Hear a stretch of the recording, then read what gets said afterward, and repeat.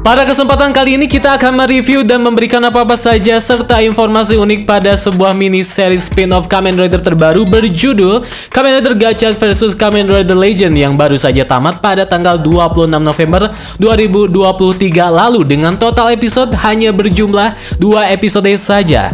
Mini series spin-off ini memiliki slogan atau catchphrase Rider Reiwa 100 tahun terlalu dini. Hal itu merupakan callback untuk Kamen Rider Decade di mana Decade adalah rider ke-10 tahun pada era Heisei.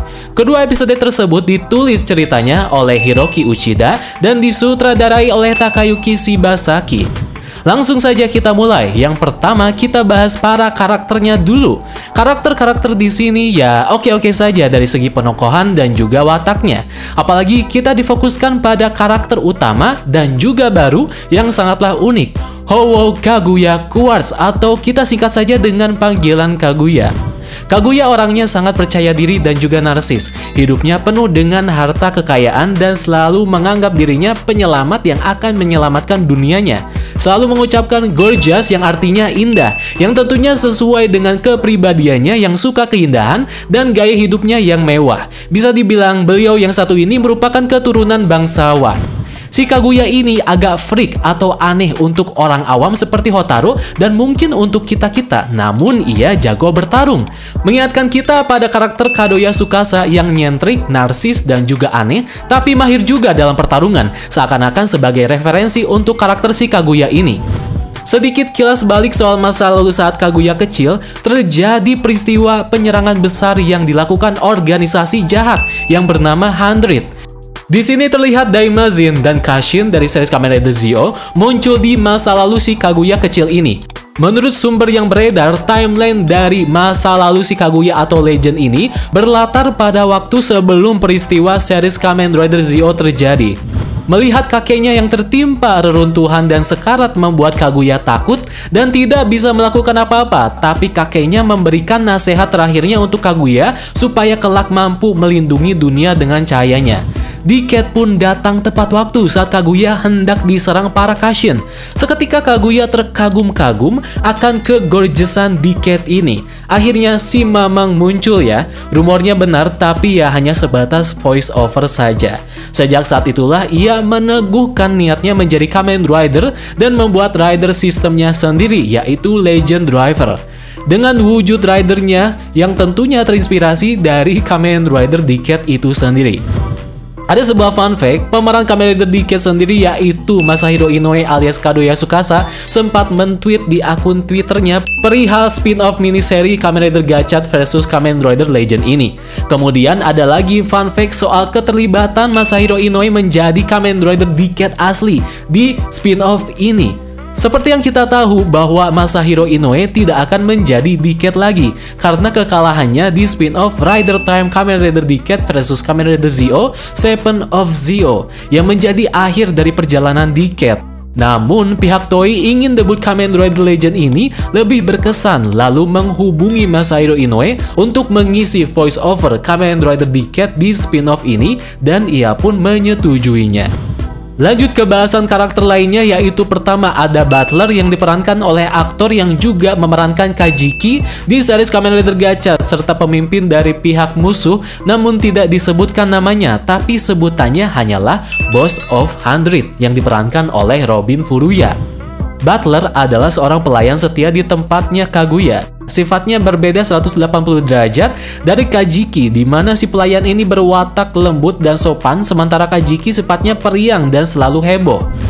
Oh ya, ngomong-ngomong soal tempatnya si Kaguya, set tempat syuting spin-off ini juga terlihat keren terlebih pada kediaman Kaguya yang berupa sebuah mansion atau istana mewah dan juga megah. Ya, seperti tempat tinggalnya seorang raja. Tapi di spin-off ini tidak disebutkan kalau ia seorang raja atau pangeran. Ia lebih sering menganggap dirinya sosok yang hebat, maka dari itu sebutan Kaguya-sama atau My Lord selalu muncul di spin-off ini. Lalu kita bahas penjahat utama di spin-off ini yaitu Boss of 100 yang diperankan oleh Robin Furuya yang pernah memerankan villain bernama Storius di series Kamen Rider Saber dulu. Nah, tokoh ini cukup membingungkan dari segi origin atau asal-usulnya karena sepanjang spin-off ini berjalan, sama sekali tidak diceritakan, bahkan namanya pun tidak disebutkan, si Boss of 100 ini. Sempat ada rumor sebelum spin-off ini tayang, katanya si Boss of 100 ini merupakan bagian dari Time Jacker, namun sampai detik ini masih tidak jelas siapa sebenarnya si bos yang satu ini.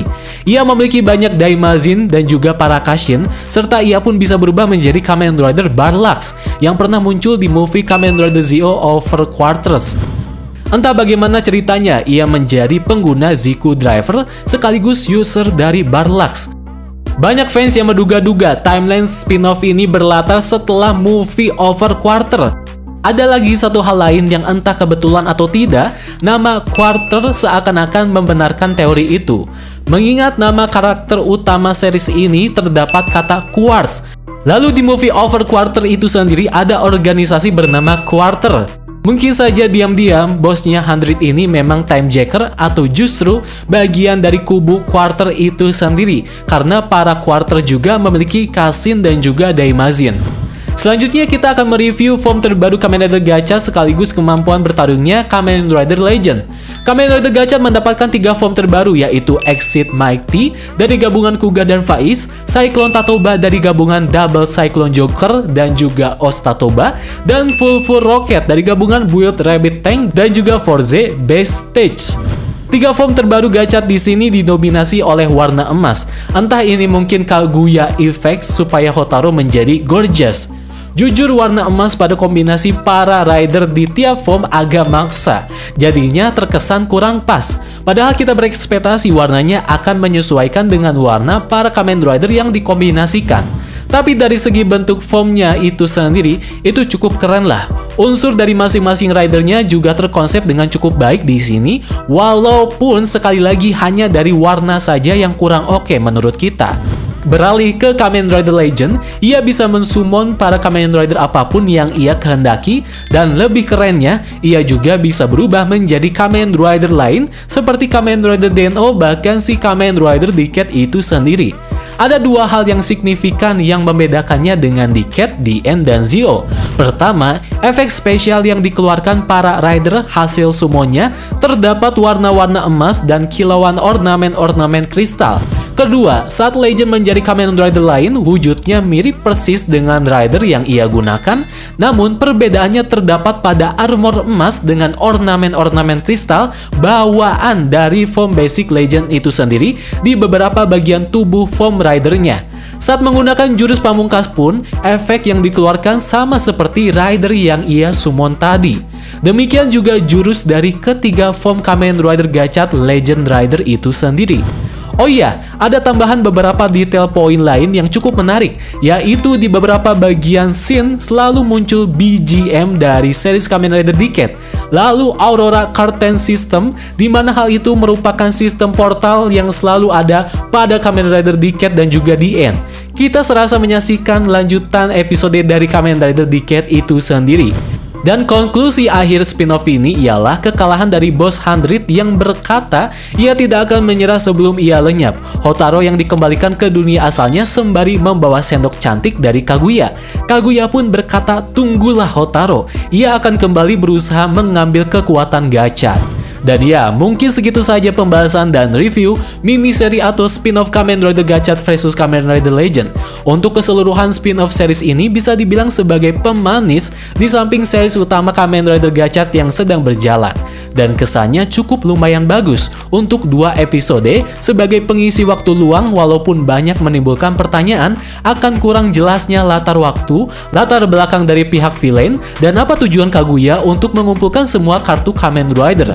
Akankah mereka comeback suatu hari nanti? Ada kemungkinan mereka akan kembali di seri utama Kamen Rider Gacha ataupun movie crossover terbaru ke depannya. Karena tokoh unik seperti Kaguya agak disayangkan jika hanya diberi sedikit screen time di 2 episode saja di spin-off ini. Semoga saja Toei memberikan kita kejutan-kejutan lain yang pastinya patut kita tunggu kehadirannya. Jadi itulah dia review dari spin-off Kamen Rider Gacha vs Kamen Rider Legend. Bila kalian mempunyai review dengan spin-off yang satu ini, silahkan jabarkan saja di kolom komentar di bawah. Terima kasih yang sudah menonton review ini dari awal sampai akhir dan sampai jumpa di video review selanjutnya.